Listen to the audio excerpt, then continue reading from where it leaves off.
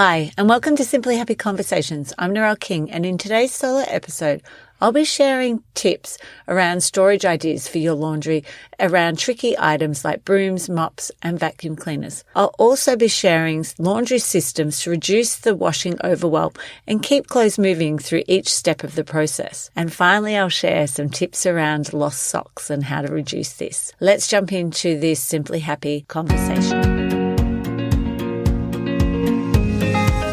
Welcome to Simply Happy Conversations. I'm Narelle King, wellness and organisational coach and Yin and Nidra yoga instructor. This podcast will help you create more time using organisational strategies so that you can start to simplify your life and prioritise your health. I'll be sharing conversations with other health and organisational experts and solo episodes with tips to help you simplify your life and prioritise your health. Thanks for joining me for today's solo episode, all around laundry storage and laundry systems to help reduce the overwhelm of washing. So we'll look at areas and how we store the things in our laundry, as well as then look at systems we can use to help us move through our washing and just ideas that maybe you haven't thought of before and you might like to try. Things that we need storing in our laundry, there are some things that are easier to store, like our washing powders, our really small items that can go underneath maybe a sink or in a basket on top of the bench. But it's things like mops and brooms and vacuums that are like a trip hazard, require a little bit more thought around how we're going to store them. Also, depending on the vacuum, they can take up a lot of space unless they're ones that are like a stick vacuum that can be maybe mounted on the wall. Something to consider is thinking about hooks that we could use. So sometimes our broom and our mop might have a little hole through the top, and if we've got a hook there that's easily mounted, we can then place the actual mop or the broom through that little hole, and it's then less likely to be slipping off the wall and then causing that trip hazard. And you can then place them at a higher level to give you access to the ground. So maybe you can have something stored on the ground and using that vertical space for your brooms and mops. The next thing would be thinking about wall-mounted organisers. It could be like a strip that you can get from your local hardware store that you can easily put your broom handle and it clips on.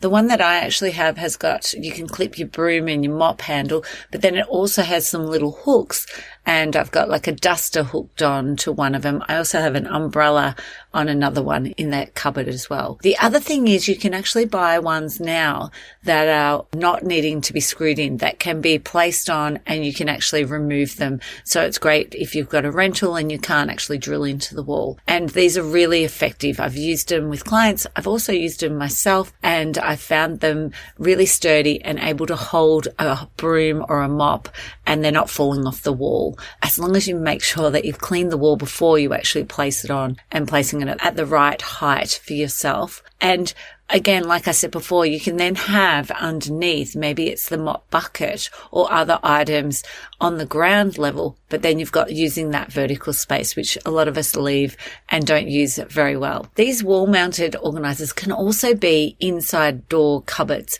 And for myself, in our laundry, we actually have it inside on the actual cupboard door, and then it closes in, so you can make most of the back section of the cupboard, which has our ironing board, and then on the doors is the wall-mounted organiser as well. The next thing to think about is like a cupboard that you can actually designate to putting those things in, which, like I've said, the mop, the broom, and then all in the same area. I go to clients' homes all the time and I have to ask, where's the mop, where's the broom, when I'm maybe moving some cupboards and I need to clean underneath before we move something else into that spot. And I'll be asking where their mop and vacuum or their broom is, or their dustpan and brush. And the answer is usually, I'm not quite sure. And they'll be hunting around the house. If we can designate one area to be able to keep these, it's going to make it so much easier for you to actually go and get it when you need it. Also, I think it's great because kids are able to then build that independence and able to go and get it if they know where it is. If they don't know where it is, they're not going to use it. They're less likely to use it. Thinking about one area that maybe you can place all of those items. And like I said before, maybe making use of the actual door itself. Maybe it could even be on the back of your door in your laundry space. The next thing that you could consider using for storage of mops and brooms is a sturdy bin. So a big tall bin that you can then place the handles into, and that way you don't have to install hooks or wall-mounted organizers, but the bin needs to be heavy duty so that it can hold those items and it's not going to fall over on you when they're leaning onto the side. It needs to be narrow enough maybe to tuck neatly out of the way, but also it needs to be high enough so that it's not going to topple over. But I have seen some great uses of rubbish bins, rectangle rubbish bins for the use of this in even a garage area as well as in a laundry space. The next thing is think about simplifying your collection. Maybe you've got 4 mops, and is it possible that you could actually get it down to 2 mops that you need? I understand some people have a mop for their tiles and a different mop for their floorboards. And thinking about if we've got extra ones, is there a way that we can actually simplify that? The same with maybe the broom. Or maybe the broom, there might be an inside broom and an outside broom, and maybe the outside broom could be living in a different spot outside of the home just to give you that space if you're lacking space in the laundry area. Another thing is to think about is your vacuum. I find that people have broken vacuums in their home. A lot of it's because they're not sure what to do with it, and then they've replaced it with another vacuum. There's great recycle places that you can take your vacuum, and making sure that you go through the pieces and take all the vacuum pieces with you as well. And then look at how you can store the vacuum pieces that go with the vacuum that you're keeping. Another idea that you could use to actually hold your broom handles, mops, even maybe the vacuum ends, is a tension rod. And these can be installed inside a closet door. Maybe it's even a pantry door. These can be at different heights and create like that necessary structure and support for the handles of those brooms or mops. Another idea to think about, the ones that you use on a regular basis.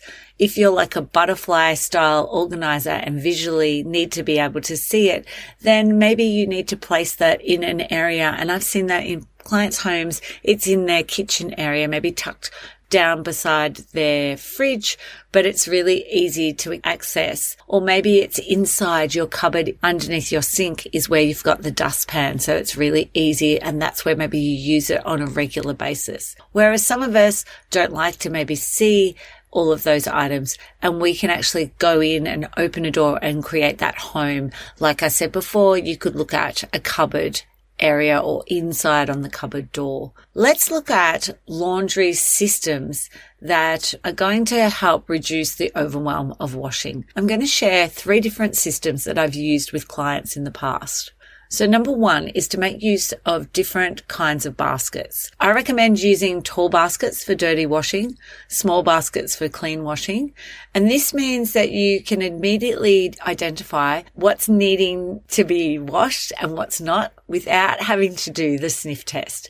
And if you have a lack of space, you can even look at folding down washing baskets, the ones that collapse, and then you can pull them out when you need them as well and tuck them away in a side of a cupboard or on the side of a wall. Or even I've done with a client, we have hers because it was a bathroom and laundry all in one. We had it in her shower on some hooks, and it was a collapsible basket, and that was a great space saving idea. So the second idea that you could use for your washing system is to allocate a separate basket for each family member. When it comes to like folding and putting away the washing, you could then put that into the separate baskets. I've done this with so many different families, and it's worked really well. It's one of the ones that works amazingly well. It means that they don't have to put it away. It may be just that they actually sort it into the person once it's clean. The family member whose items of clothing are in that basket, take it away and fold it themselves. It also just means that you've now allocated that washing into that person's basket. And if you haven't had time to put it all away, they're not going through the whole washing pile, if it's kids in particular, and making a mess of it. They're just going through their own basket, finding what it is that they need. It just saves so much time by allocating it into the baskets and then being able to move it down into their room when they're ready or at a set designated time and putting it away when it's going to suit. One of my favorite was we used a cube unit and we didn't put the middle section in it. And so there was 4 layers and we used baskets on each one. And that meant that we were also using the vertical space. Another system that I also use is labels. And it's been a little laminated little card that was a certain color and it said dirty. And the next basket had need to fold. And the third one was like need to put away.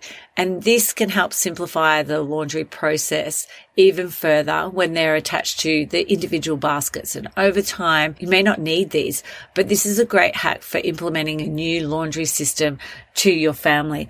The other thing that I found when I use some of these laundry systems, if there's other people who are supporting the family in this area, maybe it's a support worker, this really helps to simplify the system and help them to actually know what's going on, which are dirty, which are clean, which need folding and putting away. So the last thing I wanted to share was around socks. There is always missing socks in the wash. I don't know what happens and why they go missing, but there's a few hacks that you could try. One I have implemented and is working really well is I've bought 2 of those peg holders, and when we put the socks out, we try to pair the socks up as they come out of the wash. That's making sure that the washing, all the socks are going in that one washing as they come out. I try to do my washing on a regular basis, like daily, so I can stay on top of it. I used to, when the kids were younger, do only say twice a week. Now I do the washing every day, so it's a lot easier to pair the socks up as they come out of the actual washing machine. And if there is those lost socks, is designating a little box and then having a time period where you might go, okay, there is those lost socks. Nobody's owned up to it. Maybe having a check in everyone's wardrobe, and then they get thrown out and we start a new lost sock basket.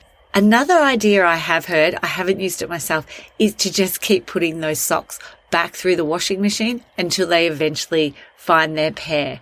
Another idea that might work for your family. Now, the final thing I wanted to talk about was around the washing process and when you might do your washing. So there's a few ideas, is like doing 1 load a day and keeping on top of it that way. Maybe that's not going to work for you and it might be a designated days or every second day that you're doing it. Another thing I found really useful is designating a day that I wash my towels. So that is like a Friday, and every Friday everyone brings their towels down and they're washed on that day. The other thing I found really useful is the same for bedding. So I will allocate that on a weekend. It gives me a little bit more time and I don't feel so much pressure trying to get them dry because I can spread them out and hang them outside, or whether it's on clothes horses over the weekend. Obviously, when the kids were a lot younger and there were wedding beds, my washing cycle was not as regular and on the set days, especially for bedding, apart from our own bedding. Whereas now that that's not a problem, I know that we can now stick with this sort of routine and it works really well. I know that this has helped my kids. They now know when they need to bring down their washing, and they're becoming a little bit more independent around at least bringing it down and helping with the actual sorting, some of the folding as well. So I hope by sharing a few things around storage ideas for your laundry, as well as some laundry systems, that you're not going to feel so overwhelmed, and it's going to help reduce the clutter that builds up in your laundry. Thanks for joining me for Simply Happy Conversations. Thank you so much for joining me for today's Simply Happy Conversation. If you find yourself wasting precious time searching for misplaced items and wishing for a more organized life, then you need my 5-minute declutter ebook, the ultimate guide to quick and easy organizing solutions for a clutter-free and happy home. Forget about spending months KonMariing your house. These fun solutions are designed to give you immediate results in under 5 minutes. Head over to Simply Happy in the resource section and download your free copy and start seeing results in minutes. I'd like to acknowledge the Wathaurong people of the Kulin Nation on which this podcast is recorded as the traditional custodians of the land. I pay my respects to their elders, past, present and emerging.